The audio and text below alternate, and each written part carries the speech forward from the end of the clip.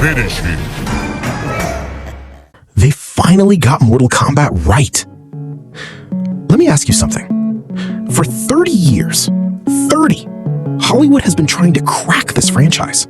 30 years of ninjas throwing ice, four-armed monsters, thunder gods, people ripping spines out of each other with their bare hands. And every single time, without fail, Hollywood looked at all of that and said, yes, but what if we made it less fun? The 1995 original? Cheesy fun. The 1997 sequel? A crime against cinema. The 2021 reboot? Closer, but still scared of itself. And now, Mortal Kombat 2. May 2026. Karl Urban as Johnny Cage. Shao Kahn finally looking like the warlord emperor fans have wanted for years. And fatalities brutal enough that the crowd in my screening completely lost their minds. Is this movie perfect? Absolutely not. Is this movie brilliant? In places, genuinely yes. Is this the most fun I have had in a cinema this year? Without question. Today, we find out if Mortal Kombat 2 finally broke the video game movie curse, or whether Hollywood just got lucky with the fatalities. Fight! Before we get into the sequel, we need to talk about the 2021 movie. Because to understand why Mortal Kombat 2 works, you first have to understand why its predecessor kept tripping over its own feet. Now, look, I do not hate Cole Young as a concept. Creating a new character to serve as the audience's entry point into an unfamiliar world is a legitimate storytelling technique. It works, in theory. The problem is that making Cole Young the emotional center of Mortal Kombat is like making a Justice League movie and focusing entirely on Steve from accounting. Nobody came here for Steve. Nobody asked for Steve. Steve did not grow up watching Scorpion drag people to hell with a chain. Steve has no nostalgia. Steve has no power. Steve is just there. People came here for Scorpion. People came for Sub-Zero. People came for Johnny Cage walking into an interdimensional death tournament with the energy of someone who got lost on the way to a film premiere. Mortal Kombat 2 understands this immediately, and the first thing it does is fix it. Here is the most important thing to understand about Mortal Kombat as a franchise. It does not work when you tone it down. It has never worked when you tone it down. The whole point, the entire DNA of this property is that it is completely, joyfully, unapologetically unhinged. Mortal Kombat 2 finally understands this. The fatalities in this film are disgusting. I mean that as the highest compliment it is possible to give. They are creative, brutal, specific to each character, and executed with a level of visual craft that makes you feel genuinely bad about how much you enjoy watching them for doing it. And the cinema reaction? Unreal. There was a fatality midway through the film, I will not spoil it, where the audience reaction in my screening became absolute chaos. Just stood up like his football team had scored in the Champions League final. He turned to his friend and just pointed at the screen. No words, just pointing. That is Mortal Kombat. That is what this franchise is supposed to feel like. And for the first time in live action, it genuinely feels like the filmmakers fully understand why this franchise works. This movie does not apologize for what it is. It does not try to smuggle its absurdity past you with a serious face. It looks you directly in the eye and says, yes, a four-armed monster is about to do something that should be physically impossible, and you are going to love every second of it. And you do. You absolutely do. Let's start with the action, because I genuinely think this is the best the franchise has ever looked. Not because it is bigger, not because the budget is higher, though it clearly is, but because every single fighter has a completely distinct personality that comes through in the way they move. Scorpion fights like pure, concentrated hatred. Every move is personal. Every attack is a message. When Scorpion is fighting someone, you understand that he is not just trying to win. He is trying to make them feel it. Sub-Zero fights like death itself. Precise, patient, inevitable. He doesn't rush. He doesn't waste movement. He is the guy at a chess club who has already planned 14 moves ahead while you're still figuring out which piece to pick up. And Johnny Cage? Johnny Cage fights like a man who absolutely did not prepare for any of this. Half his strategy is confidence. The other half is genuinely making it up as he goes. And somehow, somehow it works every time because Johnny Cage is just built differently. Ladies and gentlemen, Karl Urban. Now, I need you to understand something about this performance. Karl Urban walked onto the set, looked at the script, looked at the character, and made a decision that elevated this entire film. He decided that Johnny Cage does not know he is the funniest person in the movie. He thinks he is the coolest. And that is the genius of it. While every other character is delivering serious dialogue about realms and destinies and ancient warfare, Johnny Cage walks into scenes with the energy of a man who has accidentally entered the wrong movie and is absolutely refusing to admit it. There is a scene where Johnny tries to intimidate Shao Kahn. Shao Kahn, the warlord emperor of Outworld. A warlord emperor who has conquered entire realms and crushed armies beneath his hammer. And Johnny Cage, who 2 months ago was doing action movies in Hollywood, walks up to this man and starts talking. It is like a squirrel trying to threaten a volcano. And it is the funniest, most perfectly timed moment in any blockbuster this year. Every single line Urban delivers sounds like a man who lost a bet and got transported into an interdimensional death tournament against his will. He is magnificent. He should be at every award ceremony. He will not be. That is cinema's loss. And here is the pro that every Mortal Kombat fan specifically needs to hear. This film finally looks and feels like the games. The costumes? Accurate.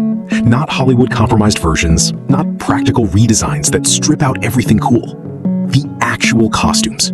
Scorpion in yellow, Sub-Zero in blue, Shao Kahn with the full armor and the hammer that looks like it weighs more than a small car. Some shots in this film are recreated almost frame for frame from the games. There are several moments throughout the film that longtime Mortal Kombat fans will recognize immediately, especially if you grew up with the newer games. For a franchise that has spent 3 decades being slightly embarrassed by its own identity, watching Mortal Kombat 2 fully commit to what it is supposed to be felt genuinely triumphant. This is the fan service that fan service is supposed to feel like. Now, we have celebrated enough. Let's talk about the problems. Because there are real ones, and pretending otherwise would be doing you a disservice. Problem number 1. This film has too many characters. And not in the fun, chaotic ensemble way, in the frustrating way where you can feel the screenplay straining under the weight of everyone it is trying to serve. Characters appear with the energy of someone the film expects you to lose your mind over, and then vanish for 40 minutes. Some fan favorites show up, deliver one great moment, and then the film moves on before you have processed what just happened. It genuinely feels like the writers opened the Mortal Kombat character roster screen, which has over 70 characters, looked at it, and said yes, all of them. Put them all in. The result is a film that is occasionally too busy to breathe. A scene that should land emotionally gets undercut because we barely know the character it is happening to. And in a franchise this rich, that is a waste. And this connects to the second problem, the writing. Now, nobody walks into Mortal Kombat expecting Oppenheimer-level storytelling. That is not the ask. The ask is, give us a coherent, emotionally engaging framework to hang all of these incredible action sequences on. Here is the thing, though. Dumb fun and good writing are not mutually exclusive. They never have been. Mad Max Fury Road is one of the most insane action films ever made, and it has a tighter, more emotionally coherent 3-act structure than most prestige dramas. Spider-Man Into the Spider-Verse is chaotic and loud and visually overwhelming, and it will make you cry. You can make completely unhinged entertainment with actual emotional depth. Mortal Kombat 2 sometimes sprints from one cool moment to the next without fully connecting them. Characters make decisions that serve the plot rather than their established personalities. The stakes get raised repeatedly without the emotional grounding to make you feel them. The film earns its action sequences. It doesn't always earn its emotional beats. And that gap between how good the fights are and how underdeveloped the story around them is the most frustrating thing about an otherwise deeply enjoyable film. And finally, Cole Young is still in this movie. his role is smaller, his screen time is reduced, the film clearly heard the feedback from 2021 and dialed him back significantly. But he is still here, still occupying space that could belong to characters with 30 years of fan investment behind them, still delivering the most earnest, serious dialogue in a film that works best when it is not taking itself seriously. Cole Young is not a bad character. He is just the wrong character for this franchise. And every scene he appears in is a reminder of what could have been in his place. And if early audience reactions are anything to go by, a lot of fans are probably going to say Kenshi deserved more screen time. Alright, let's rank the characters. Because this is a movie where the cast is doing wildly different amounts of work, and I want to give credit where it is due. Johnny Cage at number 1, and it is not remotely close.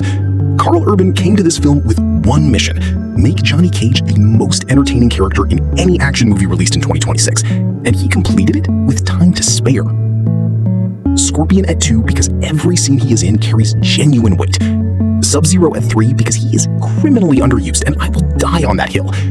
Shao Kahn at 4 because he is exactly the warlord emperor this franchise needed. And Cole Young at 5. Not because he is terrible, but because every time he is on screen, you are acutely aware of who could be there instead. And now the question that every review of this film has to answer. Does Mortal Kombat 2 finally break the video game movie curse? Let's look at the evidence. Super Mario Bros. 1993, disaster. Street Fighter 1994, iconic for the wrong reasons. Alone in the Dark, I will not even discuss it. Assassin's Creed, wasted everything. Uncharted, fine but forgettable. On the other side, Sonic the Hedgehog surprised everyone. The Last of Us proved that video game stories can be genuinely great television. And now, Mortal Kombat 2. My verdict? The curse is weakening. Not broken, but weakening. Mortal Kombat 2 might honestly be the closest Hollywood has ever come to translating pure video game chaos into live action. It is not the deepest, it is not the most emotionally sophisticated, but in terms of capturing the energy, the identity, and the pure joy of its source material, nothing has come closer. The curse fully breaks the day a video game movie reaches genuine Best Picture level prestige. We are not there yet, but Mortal Kombat 2 moves the needle further than anything before it. Here is my final verdict on Mortal Kombat 2.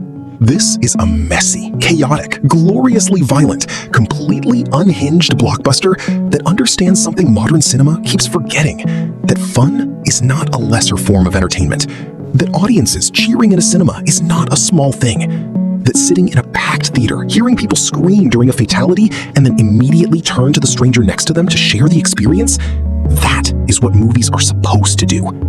Does it have problems? Yes. The writing is thin, the pacing stumbles. Some characters deserve 3 times the screen time they get, and Cole Young is still there. Bless his heart. But Karl Urban as Johnny Cage is one of the great blockbuster performances of the year. The action might be the best this franchise has ever looked. The fatalities feel far closer to what fans have wanted from a Mortal Kombat movie for decades. And for the first time in the entire history of this franchise, I left the cinema feeling like Hollywood actually understood what Mortal Kombat is supposed to feel like. My score? 7.8 out of 10. Not a masterpiece, but an absolute blast. And in a world full of films that are technically competent and emotionally hollow, an absolute blast is more valuable than people give it credit for. Flawless victory? Not quite, but close enough to matter. Drop your score in the comments and tell me your favorite character in the film. I want to see how many people say Johnny Cage. Because the correct answer is Johnny Cage. Subscribe for more breakdowns. New video every week. And I will see you in the next one. Finish him.